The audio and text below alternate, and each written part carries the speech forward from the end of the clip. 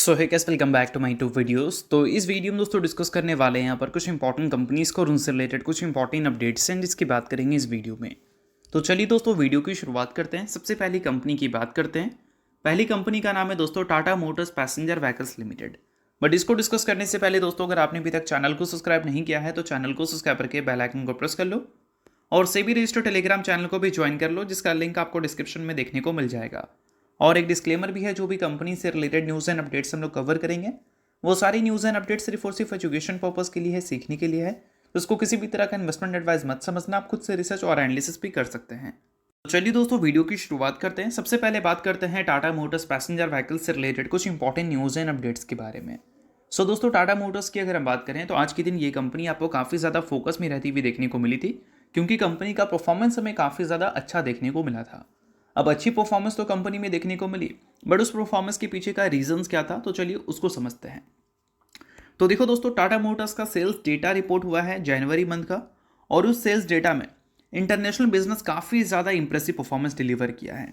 क्योंकि international business में जो सेल्स हमें देखने को मिली है वो पिछले साल के जनवरी मंथ से इस साल के जनवरी मंथ में 250% से ज़्यादा की ग्रोथ रिपोर्ट की है, जो कि काफ़ी इंप्रेसिव बात है। तो चलिए एक करके सभी पैरामीटर्स को थोड़ा सा डिटेल में समझने की कोशिश करते हैं। तो सबसे पहले जान लेते हैं कि टाटा मोटर्स ने टोटल कितना सेल किया है जनवरी के महीने में। तो टोटल सेल किया है 71,066 यूनिट्स का। पिछले साल की जनवरी मंथ से 47.1% की ग्रोथ हमें देखने को मिली है। अगर हम बात करें कंपनी के डोमेस्टिक पैसेंजर व्हीकल्स के सेल्स के बारे में, तो वहाँ पर टोटल यूनिट है 70,222 यूनिट्स का, ठीक है। और इसको कंपैरिजन करें ईयर ऑन ईयर बेसिस पे तो 46.1% की ग्रोथ हमें देखने को मिली है, जिसमें ईवी भी इंक्लूडेड है, ठीक है। और अगर हम इंटरनेशनल बिजनेस की बात करें, खासकर पैसेंजर व्हीकल्स के इंटरनेशनल बिजनेस में जो कंपनी ने सेल रिपोर्ट किया है वो 844 यूनिट का है। और पिछले साल के जो जनवरी मंथ था उसमें हमें 240 यूनिट्स देखने को मिल रहे थे। तो 251% से भी ऊपर की ग्रोथ हमें इसके इंटरनेशनल बिजनेस के पैसेंजर व्हीकल्स के सेल्स में देखने को मिल रही है। और टोटल अगर देखें ईवी सेल्स इंटरनेशनल बिजनेस और डोमेस्टिक बिजनेस दोनों का इंक्लूड कर तो इस बार 9052 यूनिट्स का हमें देखने को मिला है, जो कि पिछले साल की जनवरी मंथ में 5240 यूनिट्स हमें देखने को मिल रहे थे। और इस बार ईयर ऑन ईयर बेसिस पे 72.7% की ग्रोथ हमें देखने को मिल रही है। तो ओवरऑल कंपनी ने जो नंबर रिपोर्ट किया है, चाहे इंटरनेशनल बिजनेस का देखोगे, डोमेस्टिक बिजनेस का देखोगे, पैसेंजर व्हीकल्स का देखोगे या फिर ईवी का देखोगे, सभी में ये ईयर ऑन ईयर बेसिस पे आपको डबल डिजिट की ग्रोथ देखने को मिली है। तो इन सारी चीज़ों की वजह से बोल सकते हैं कि जनवरी का महीना टाटा मोटर्स के लिए काफ़ी ज़्यादा अच्छा गया है बिजनेस के पॉइंट ऑफ व्यू से। और ये सारी चीज़ों की वजह से आने वाले जो Q4 के रिजल्ट होंगे उसमें इसका रिफ्लेक्शन हमें देखने को मिलेगा। अब Q3 में कोई इंपैक्ट हमें देखने को नहीं मिलेगी, और Q3 का जो रिजल्ट है उसके डेट्स पे कंपनी ने फाइनलाइज कर दिया है, जो कि है 5 फरवरी का। इस दिन कंपनी के Q3 के अर्निंग्स हमें देखने को मिलेंगे। अर्निंग्स की अगर आपको एक्सपेक्टेशन जाननी है तो कमेंट सेक्शन में टाटा मोटर्स पैसेंजर व्हीकल्स लिख देना। नेक्स्ट वीडियो में इस कंपनी के अर्निंग्स की एक्सपेक्टेशंस को हम लोग डिस्कस करेंगे। तो अब दोस्तों वीडियो में आगे बढ़ने से पहले बात कर लेते हैं एक सेबी रजिस्टर्ड टेलीग्राम चैनल के बारे में, जिसका नाम है ट्रेडर पाजी। इनका रजिस्ट्रेशन नंबर आप यहाँ पर नोट कर सकते हैं। 8 साल से भी ज़्यादा का एक्सपीरियंस है इनको ऑप्शन एंड स्विंग ट्रेडिंग में। और इनके टेलीग्राम पे चैनल, इसके अलावा दोस्तों मार्केट समरी से रिलेटेड कंप्लीट डिटेल्स आपको यहाँ पर अपडेटेड देखने को मिलती है। उसके अलावा मार्केट के जो इंपॉर्टेंट लेवल्स हैं वो सारी चीज़ें भी आप यहाँ पर चेकआउट कर सकते हैं। साथ में दोस्तों कंपनी के टेक्निकल्स को प्रॉपर एनालिसिस कर यहाँ पर अपडेट किया जाता है, जिसको भी चेकआउट आप कर सकते हैं बिल्कुल फ्री ऑफ कॉस्ट। तो लिंक आपको डिस्क्रिप्शन में देखने को मिल जाएगा, लिंक के थ्रू जाकर चैनल को बिल्कुल फ्री में आप ज्वाइन कर सकते हैं। तो चलिए इसके अलावा दोस्तों बात करते हैं अगली कंपनी के बारे में। सो अगली कंपनी का नाम है डिक्सन टेक्नोलॉजीज इंडिया लिमिटेड। अब डिक्सन टेक्नोलॉजीज की बात करें तो कल के दिन डिक्सन टेक्नोलॉजीज से रिलेटेड कुछ खबर हमें ऐसी सुनने को मिली जो कि बोल सकते हैं अच्छी थी और काफ़ी अच्छी थी। डिक्सन टेक्नोलॉजी को लेकर खबर ये थी, सिर्फ डिक्सन को लेकर नहीं, इनफैक्ट बोल सकते हैं जो ईएमएस कंपनी थी उनको लेकर। गवर्नमेंट ने 40,000 करोड़ का बजट रखा था वहाँ पर, और इस केस में डिक्सन टेक्नोलॉजी, काइनेस टेक्नोलॉजी, सिमरा, एसजीएस, एम्बर, ये सारी कंपनीज के शेयर में अप टू 7% तक की तेज़ी हमें विटनेस करने को मिला था, जो कि ये खबर काफ़ी ज़्यादा डिक्सन के बिजनेस को पुश कर सकता है ऊपर की ओर। तो बेशक ये एक अच्छी न्यूज़ थी डिक्सन के पॉइंट ऑफ व्यू से। बाकी उसके अलावा कुछ और भी न्यूज़ हमें देखने को मिली थी जो कि डिक्सन से रिलेटेड उतनी अच्छी नहीं थी। अगर हम बात करें दोस्तों पीएलआई एक्सटेंशन के बारे में, तो उसको लेकर हमें अनसर्टन सिचुएशन देखने को मिली, खासकर मोबाइल पीएलआई के बारे में। क्योंकि दोस्तों प्रीवियस पीएलआई एलोकेशन जो हमें देखने को मिला था वो 9,000 करोड़ का देखने को मिला था, और करेंटली जो PLI एलोकेशन हमें देखने को मिली है वो 1527 करोड़ की देखने को मिली है। तो इसमें रिडक्शन 7473 करोड़ का हमें देखने को मिला है। और इस चीज़ से डिक्सन और बाकी जो कंपनी PLI स्कीम से बेनिफिट लेती है, खासकर मोबाइल PLI स्कीम से, उस कंपनी को ये न्यूज़ या फिर ये बजट उतना ज़्यादा इंप्रेस नहीं किया है, जिसमें डिक्सन टेक्नोलॉजीज़ का भी नाम हमें देखने को मिलता है। और दोस्तों अभी हाल ही में मॉर्गन स्टैनली ने कंपनी को बोल सकते हैं काफ़ी छोटा टारगेट दिया था, और अब तक का लोएस्ट टारगेट था डिक्सन टेक्नोलॉजी का रिसेंट टाइम में जितने भी ब्रोकरेज हाउस ने टारगेट दिया था उसके कंपैरिजन में। और डिक्सन टेक्नोलॉजी को लेकर ऐसे टारगेट्स, ऐसे ओपिनियंस ब्रोकरेज हाउस की तरफ से क्यों आ रही है? क्योंकि डिक्सन टेक्नोलॉजी के जो बिजनेस है वो आने वाले कल में स्लो हो सकते हैं, ऐसी एक्सपेक्टेशन है।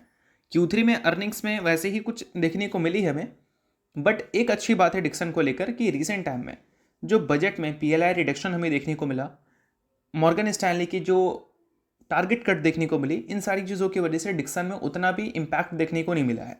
क्यों भाई?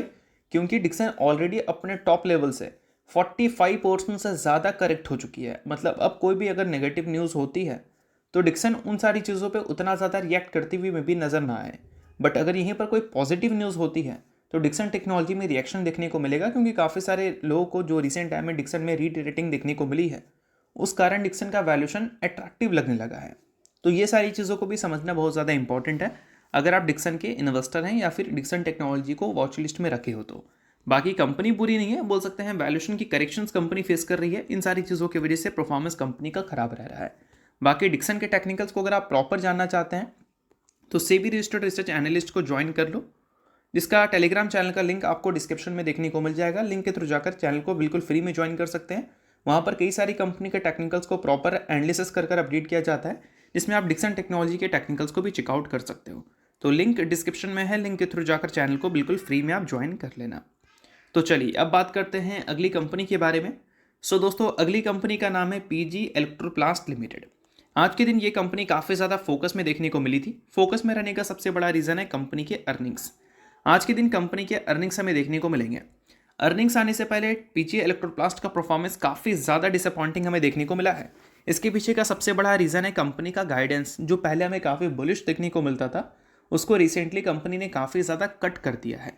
और इसका इम्पैक्ट कंपनी के अर्निंग्स में भी हमें देखने को मिली है। अगर हाल ही में कंपनी के रिपोर्टेड Q2 को देखोगे तो कंपनी के रेवेन्यू को यहाँ देख लो, Q1Q बेसिस पे 50% से ज़्यादा की ड्रॉप देखने को मिली थी, और ईयर ऑन ईयर बेसिस पे भी नेगेटिव ग्रोथ कंपनी ने रिपोर्ट किया था। और अगर हम बात करें प्रॉफिट के बारे में तो Q1Q बेसिस पे प्रॉफिट तो और भी ज़्यादा खराब हमें देखने को मिल रहा था, और ईयर ऑन ईयर बेसिस पे भी प्रॉफिट का जो नंबर था वो काफ़ी ज़्यादा डिसअपॉइंटिंग हमें देखने को मिली थी। और इन सारी चीज़ों की वजह से PG इलेक्ट्रोप्लास्ट का जो रिसेंट परफॉर्मेंस है वो काफ़ी ज़्यादा खराब रही थी। बट आज के दिन जो कंपनी के अर्निंग्स आएंगे वो करंट वैल्यूशंस को देख कर आएंगे, और करंट वैल्यूशंस को अगर जस्टिफाइड कंपनी कर देती है तो कुछ रिकवरी की भी पॉसिबिलिटीज़ हो सकती है। कंपनी बुरी नहीं है, कंपनी का टाइम बुरा चल रहा है। इन सारी चीज़ों को आप माइंड में सेट कर लो। बाकी जो चीज़ें मैं बता रहा हूँ वो सिर्फ एजुकेशन पर्पज़ के लिए, इस चीज़ को भी ध्यान में रखना। और इस कंपनी के लेटेस्ट अगर हम शेयर होल्डिंग पैटर्न की बात करें तो वहाँ पर FIS की इंटरेस्ट लगातार कंपनी में कम होती हुई दिख रही है। FIS एक टाइम पे 13% स्टेक्स ओन करती थी। Q2 में वो नंबर 11.5% के आसपास गया था। Q3 में ये नंबर 10.5% पे आ चुका है। तो FIS लगातार अपनी स्टेक्स को कम कर रही है, क्योंकि FIS की भी कन्विक्शंस हैं ये कंपनी के अर्निंग्स फ्यूचर में हो सकता है कि पहले की तरह ग्रो करती हुई नजर ना आए। पहले जो कंपनी के ग्रोथ रेट हमें देखने को मिलते थे, चाहे हम रेवेन्यू का देख लें या फिर प्रॉफिट का देख लें, दोनों काफ़ी ज़्यादा इंप्रेसिव होते थे। इस वजह से कंपनी का ट्रैक रिकॉर्ड पिछले 5 सालों का काफ़ी अच्छा दिखता है। बट अगले 5 साल में कंपनी कंसिस्टेंट वैसे ग्रोथ दिखाती हुई नहीं नजर आई। तो उस केस में मार्केट ने जो 100% की CAGR से ग्रोथ देखा है इस कंपनी के पिछले 3 साल के ट्रैक रिकॉर्ड में, वो चीज़ को मार्केट एडजस्ट नहीं कर पाएगी, और इसी वजह से वैल्यूएशंस री रेटिंग होता है। और वही चीज़ अभी डिक्सन और PG इलेक्ट्रोप्लास्ट जैसी कंपनीज में हमें देखने को मिल रही है। तो चलिए इसके अलावा बात करते हैं अगली कंपनी के बारे में, जिसने रिसेंटली दोस्तों 3:1 के रेशियो में बोनस की अनाउंसमेंट की है। सो दोस्तों अगर आप इस कंपनी के शेयर होल्डर हैं तो बेशक इस न्यूज़ को आप नोट कर सकते हैं। एग्जैक्ट ये कंपनी है कौन सी, तो ये कंपनी का नाम है दोस्तों इन्फोबीन्स टेक्नोलॉजीज लिमिटेड। तो अगर आप इस कंपनी के शेयर होल्डर हैं तो इस न्यूज़ को आप नोट कर सकते हैं। शेयर होल्डर नहीं है आप इग्नोर कर सकते हैं। न्यूज़ तो इस वजह से मैंने बता दी है, बाकी ये किसी भी तरह का रिकमेंडेशन नहीं है। तो होप करता हूँ ये वीडियो आपको अच्छा लगेगा। वीडियो लाइक कीजिए, पहली बार सब्सक्राइब कीजिए। वीडियो के लिए बहुत बहुत शुक्रिया।